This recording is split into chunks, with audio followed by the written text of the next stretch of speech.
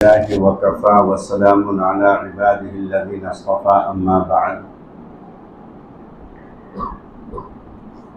فأعوذ بالله من الشيطان الرجيم بسم الله الرحمن الرحيم قال فاخرج منها فإنك رجيم وإن عليك اللعنة إلى يوم الدين صدق الله العلي العظيم۔ سب سے پہلی بات تو یہ ہے معزز سامعین کہ ماشاءاللہ دونوں حافظ صاحب نے قرآن کریم اچھا پڑھا، سن کر کے دل بہت مسرور ہوا، خوش ہوا۔ ورنہ بعض مساجد میں قرآن کریم ایسا ہوتا ہے کہ سننے والوں کو تو چھوڑو، جو حافظ قرآن ہے ان کو بھی نہیں پتہ چلتا کہ قرآن پڑھا جا رہا ہے یا کچھ اور پڑھا جا رہا ہے۔ مفتی عابد صاحب نے ایک صاحب کا قرآن مجھے سنایا موبائل میں، اور آپ کو حیرانی ہوگی کہ آپ کے گوکاک میں ہی وہ قرآن پڑھا جا رہا ہے۔ پچھلے سال بھی پڑھا گیا، اس سال بھی پڑھا جا رہا ہے۔ اللہ کی قسم، اللہ کا شکر ہے، میں نے 20 سے زیادہ محراب سنا ہے۔ میرے خیال سے 25 یا اس سے بھی کہیں زیادہ محراب میں نے سنا ہے الحمدللہ۔ کافی دیر تک سننے کے بعد مجھے یہ پتہ نہیں چلا کہ قرآن کہاں سے پڑھا جا رہا ہے، کون سا پارہ ہے، کون سی آیت ہے۔ باوجود اس کے کہ الحمدللہ اللہ کا شکر ہے مجھے قرآن یاد ہے، اور قرآن میں نے متعدد مرتبہ بہت ساری محراب میں سنا چکا، اس کے باوجود مجھے یہ تک پتہ نہیں چلا کہ قرآن کہاں سے پڑھا جانا ہے۔ مفتی صاحب نے ان صاحب کو بلایا، اور ان صاحب کو بلا کر کے وہ موبائل کی ریکارڈنگ کھول کر کے ان کو سنائی، اور سنا کر کے ان سے سوال کیا کہ یہ بتائیے کہ یہ کون سا پارہ ہے۔ انہی صاحب سے پوچھا جن صاحب نے وہ قرآن پڑھا ہے کہ بتائیے کہ کون سا پارہ ہے، تو وہ کافی سننے کے بعد کچھ نہیں بتا پائے کہ کون سا پارہ ہے، یعنی کہ جو پڑھنے والا اس کو بھی نہیں پتا کہ کون سا پارہ ہے۔ اندازہ کیجئے کہ یہ قرآن ہے، یہ مذاق ہے قرآن کریم کا، یہ توہین ہے قرآن کریم کی، یہ بے ادبی اور بے احترامی ہے قرآن کریم کا۔ یعنی کہ بس الحمد اور وللضالین، الحمدللہ بس، اس کے بعد میں وللضالین کے بعد میں اقتربا یا قال لم سمجھ میں کا باقی کیا پڑھ رہا ہے، کہاں سے پڑھ رہا ہے، کچھ پتہ نہیں۔ کتنے بھی کان لگا کر کے سن لو، کتنی بھی توجہ لگا کر کے سن لو، کچھ نہیں پتا کہ کیا پڑھ رہا ہے، کہاں سے پڑھ رہا ہے۔ اور سننے والے بھی خوش ہیں اور پڑھنے والا بھی خوش ہے۔ سننے والے خوش ہیں کہ صاحب 6 دن میں قرآن پورا ہو گیا، 7 دن میں قرآن پورا ہو گیا۔ ارے اللہ کے بندو، تمہارے اوپر تو اللہ کا قہر نہ ٹوٹ جائے کہ تم نے قرآن کی توہین کی ہے۔ قرآن سننا ہے، سننے والے بھی گنہگار، اچھی طرح سمجھ لیں، سننے والے بھی گنہگار، پڑھنے والا بھی سخت گنہگار۔ جن لوگوں نے یہ انتظام کیا ہے قرآن کریم سننے کا، وہ سخت اللہ کے یہاں ان کا مواخذہ ہوگا۔ اللہ پوچھیں گے تم نے میرے کلام کے ساتھ میں کھلواڑ کیا، تم نے میرے کلام کا مذاق بنایا، تم نے میرے کلام کی توہین کی، بے ادبی کی۔ دوسرا کوئی قرآن جلاتا ہے تو دل کے اوپر خنجر چلتا ہے، احساس ہوتا ہے یہ بھی تو قرآن جلانا ہے۔ یہ کون سے قرآن کریم کے احترام اور ادب والی بات ہوئی؟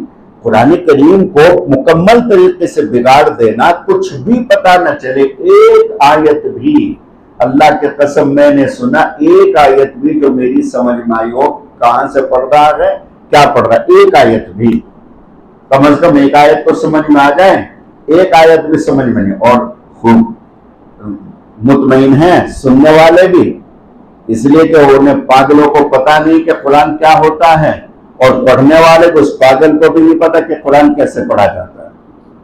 بڑا افسوس ہوا، بہت تکلیف ہوئی قرآن سن کر کے۔ یاد رکھو دوستو، اس سے بہتر ہے کہ آدمی علم ترى کیف سے پڑھ لے، اس سے 1000 درجے بہتر ہے کہ علم ترى کیف سے تراویح پڑھ لی جائیں، بجائے اس کے کہ قرآن کریم کا ایسا مذاق بنایا جائے کہ یہی پتہ نہ چلے کہ قرآن پڑھا جا رہا ہے یا کچھ اور پڑھا جا رہا ہے، یعنی کہ کچھ بھی نہیں پتا۔ تعجب اور افسوس کی بات ہے، کچھ بھی معلوم نہیں۔ تو آپ قابل مبارکباد ہیں، ایسے بھی ماشاءاللہ اکثر تو ایسا ہی ہے کہ قرآن اچھا پڑھا جا رہا ہے ماشاءاللہ اکثر مساجد میں.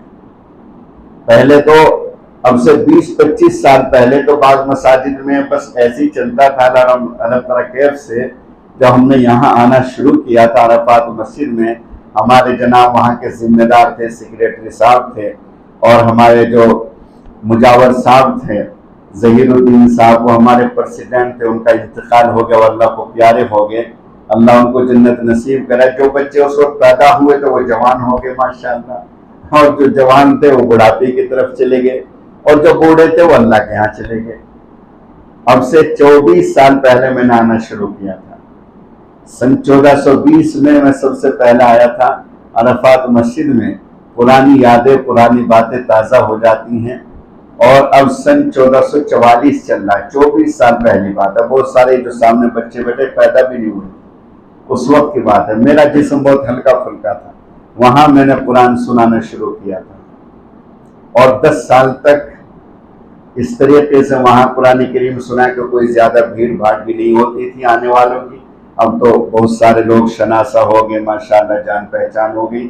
لیکن اس وقت کوئی اکا دکا میرے پاس آتا تھا دعا وغیرہ کرانے، ورنہ کوئی نہیں. بس اپنا محلہ تھا عرفات محلہ، باقی میں چندے کے لیے لوگوں کی دکان پر جاتا تھا. مجھے اچھی طریقے سے یاد ہے میرے بھائیوں، حالات بدل جاتے ہیں. اب تو اللہ کا شکر ہے چاروں طرف پہچان بھی ہوگی، شناخت بھی ہوگی.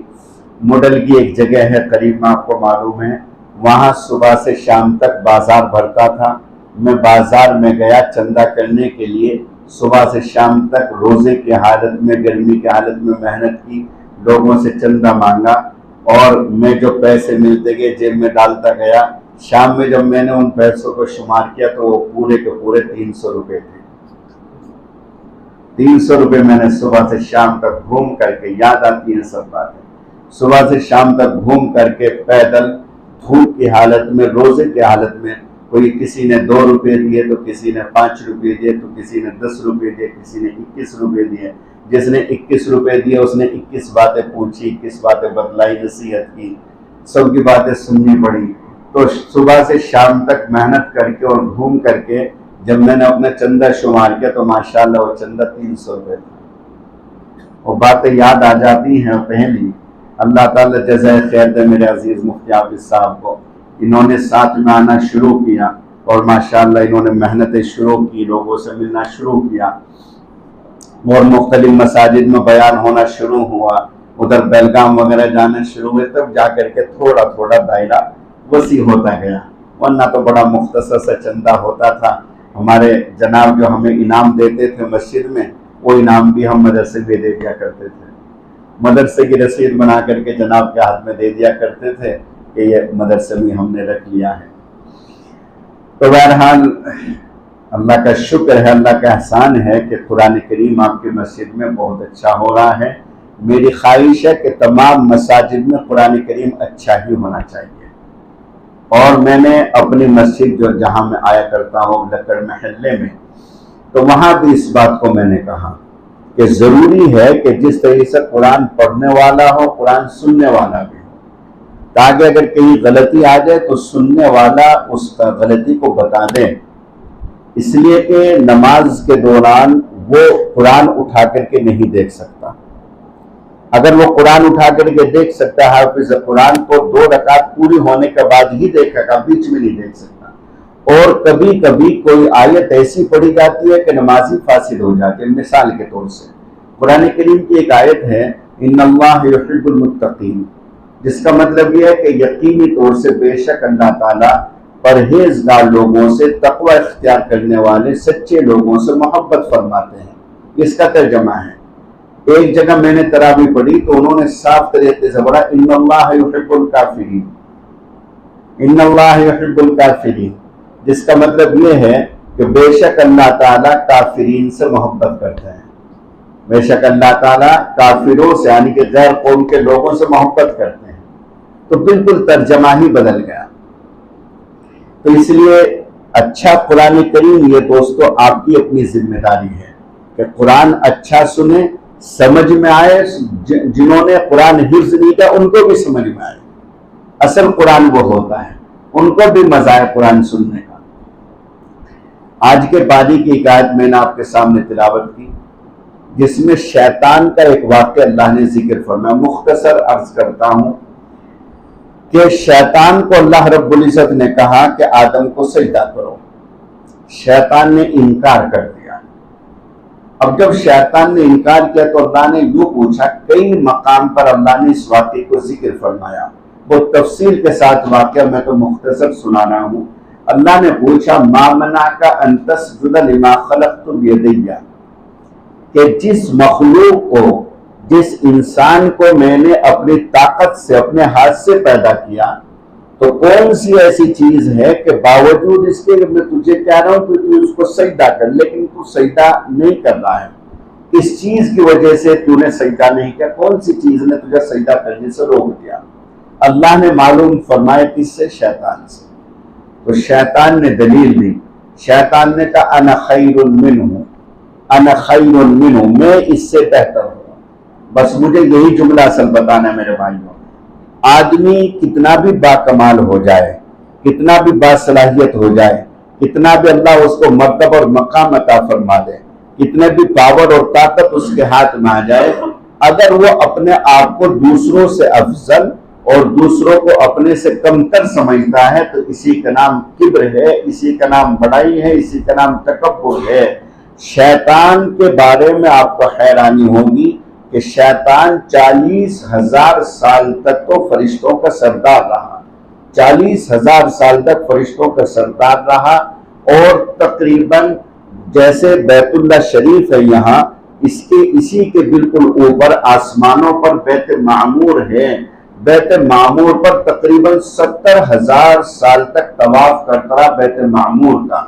اور کوئی چپا، کوئی حصہ ایسا نہیں چھوڑا جہاں اس نے سجدے نہ کیے ہوں.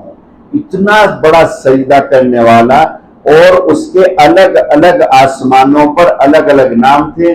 کسی پر اس کا نام عابد تھا، کسی پر ساجد تھا، کسی پر زاہد تھا، کسی پر تقی تھا، کسی پر ولی تھا، کسی پر خازن تھا.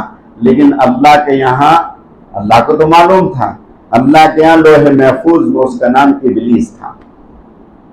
فرشتے اس کو الگ الگ ناموں سے پکارتے تھے. عابد صاحب ہیں، زاہد صاحب ہیں، بڑے متقی ہیں، بڑے اللہ کا ولی ہے، تقی ہے، خازن ہے، سب نام تھے.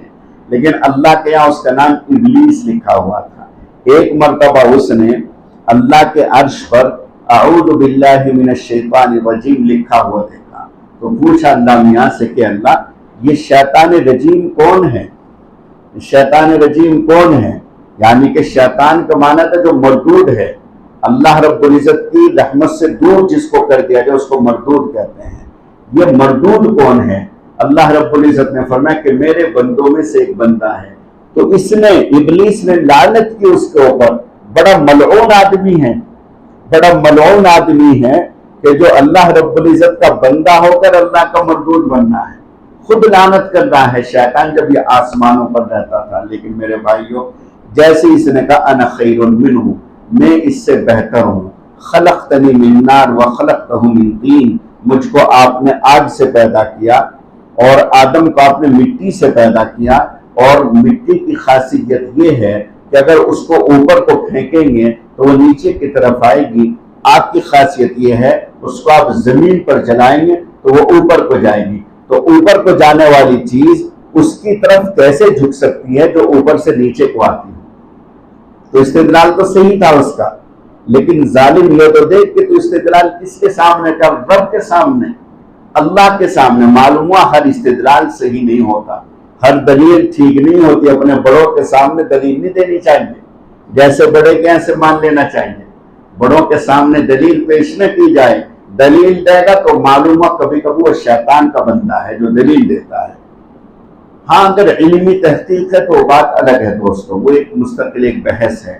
مجھے تو اصل یہ عرض کرنا ہے کہ بندہ جب دل کے اندر اس کے بڑائی آتی ہے تو یقین جانیے اللہ رب العزت کے یہاں مردود ہونا شروع ہو جاتا ہے. بھلے وہ نماز بھی پڑھتا ہو، روزے بھی رکھتا ہو، وہ سر پر ٹوپی بھی رکھتا ہو، چہرے پر داڑھی بھی رکھتا ہو، نیک کام بھی کرتا ہو، لیکن اگر اس کے دل میں بڑائی ہے تو کبھی نہ کبھی جا کر کے اس کو ایسا نقصان ہوگا دینی اعتبار سے کہ اس کی بھرپائی پھر وہ نہیں کر پائے گا۔ تو اس لیے میرے بھائیوں، اللہ رب العزت نے جس کو جس حال میں رکھا ہے اللہ کا شکر ادا کرے، دوسروں کو حقیر نہ سمجھے، اپنے کو افضل نہ سمجھے، اپنے کو بہتر نہ سمجھے۔ کچھ پتا نہیں کہ اللہ رب العزت کا بہتر کون ہے، افضل کون ہے، خیر والا اور بھلائی والا کون ہے۔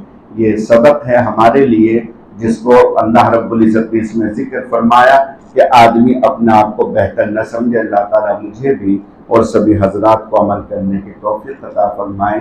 آمین۔ وآخر دعوانا ان الحمد للہ۔